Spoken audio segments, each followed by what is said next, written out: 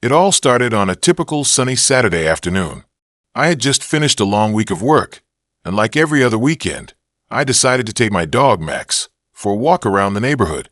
Max is a golden retriever, about 5 years old, and he's the friendliest dog you could meet. He loves attention, and every time we walk through the neighborhood, it's as if he's running for mayor, greeting everyone with a wag of his tail and a joyful bark. But that Saturday was different. This time, Max wasn't just wearing his usual harness and leash. He was wearing a new sweater, a cozy, soft sweater that I had bought him to keep him warm during the cooler months. The sweater was gray with a simple patch on the back, a black silhouette of a fist with the words "Black Lives Matter" underneath it. I had bought the sweater for Max because, like many others, I believed in standing up for what's right. I wanted to support the Black Lives Matter movement in a small but meaningful way. And what better way than by having my dog wear it? Max doesn't know what the patch means, of course, but he's always been a symbol of love and acceptance, just like the message I was trying to share. Little did I know, this simple act of support would lead to one of the most ridiculous and infuriating experiences I've had in the neighborhood. As Max and I walked down the street, everything seemed normal at first. We passed by the usual neighbors, and as always, Max received plenty of attention. People smiled, waved, and stopped to pet him. Everything was peaceful, and I thought nothing of it. But that was before I saw Karen. Yes, the one person in the neighborhood who seemed to have an opinion on absolutely everything. Karen was standing in her yard, her arms crossed, watching us as we walked by. She was the kind of neighbor who liked to enforce the HOA rules with an iron fist, even when it didn't make sense. Over the years, I had learned to keep my distance from her, knowing that she had a tendency to make a big deal out of the smallest things. She called out to me, her voice sharp and demanding. "Excuse me," she shouted. "Can you come here for a second?" I stopped and looked over at her. Max, ever the friendly dog, trotted over to her with his tail wagging, hoping for some attention. "What's up, Karen?" I asked, trying to keep my tone friendly, even though I knew something was off. She stared at Max for a moment, her eyes narrowing as she inspected the sweater. "What's that on your dog's sweater?" she asked, her voice full of judgment. I looked at the patch and smiled. "It's just a Black Lives Matter patch. It's a message of support for equality and justice," I said, trying to explain without making a big deal of it. After all, it was just a sweater on a dog. It wasn't hurting anyone.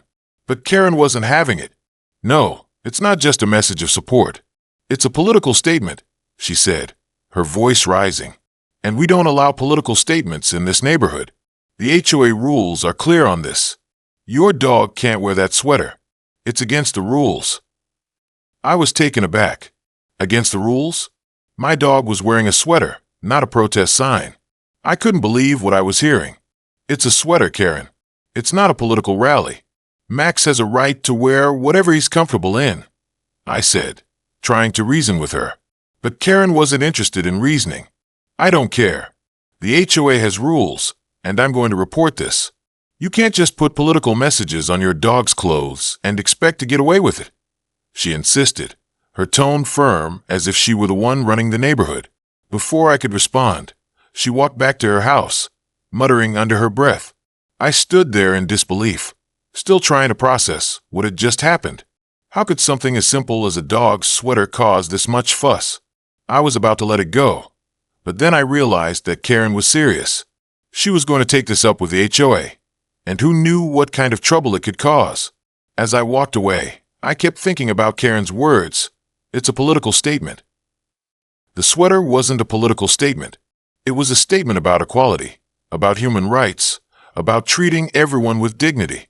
But to Karen, it was something to be feared, something that went against her vision of a perfect neighborhood. I decided that I wasn't going to let this slide. I wasn't going to let anyone dictate what my dog could or couldn't wear based on their own narrow-minded view of what was acceptable. Later that evening, I received an email from the HOA. It was a formal notice, informing me that the Black Lives Matter patch on Max's sweater was in violation of the community's guidelines on political statements, and that I was required to remove it. The email stated that if I didn't comply, I would be subject to fines and possible further action. I was stunned. Fines for a dog sweater? It was ridiculous. I couldn't believe I was being asked to remove a patch that promoted equality and justice. The fact that the HOA, an organization that was supposed to be about maintaining a pleasant and inclusive community, was endorsing this type of censorship was appalling. But the real shock came the next day when the local news showed up. It started with a knock on my door. I opened it, and standing on my front steps was a reporter with a camera crew. "Hi, I'm Lisa from Channel 7 News. We heard about the situation with your dog Sweater, and we'd love to get your side of the story. Can we film a quick interview?" she asked, holding out a microphone. I couldn't believe it. The news had caught wind of what was happening, and they wanted to cover it. I agreed to do the interview, figuring that the more people knew about how ridiculous this situation was, the better. The interview went viral. Within hours, the story was everywhere. People were outraged by the HOA's stance on the Black Lives Matter patch. Social media exploded with messages of support for me and Max, and condemnation of Karen and the HOA. People couldn't believe that a community could go this far over something so small.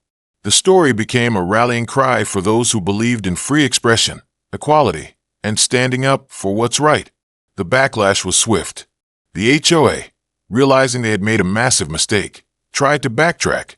They issued a public statement saying they would review the policy and take the concerns of the community into account. But the damage had already been done. The public outcry was deafening, and it was clear that the HOA had lost the support of many residents. Max's sweater became a symbol of resistance. People began showing up to community events wearing Black Lives Matter t-shirts and patches. It wasn't just about a dog sweater anymore.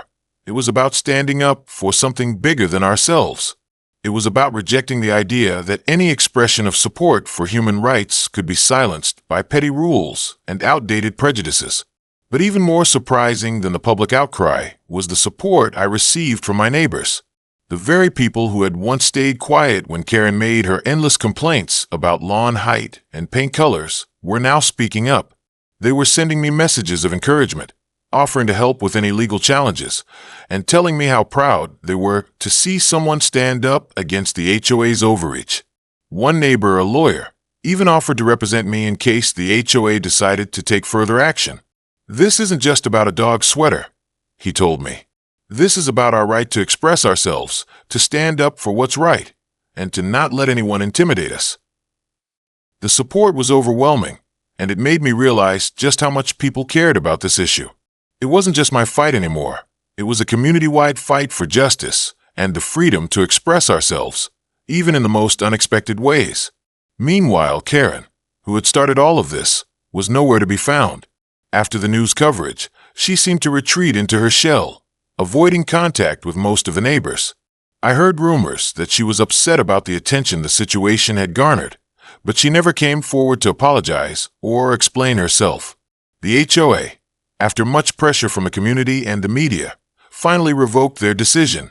They apologized publicly for the misunderstanding and assured everyone that no further actions would be taken against me or Max. But by then, the damage had been done. The community had seen the truth behind Karen's actions, and they knew exactly what she represented. Someone who was willing to use her position of power to silence others based on their beliefs. In the end, Max's sweater was more than just a piece of clothing. It became a symbol of standing up against censorship, of fighting for freedom of expression, and of never backing down in the face of injustice.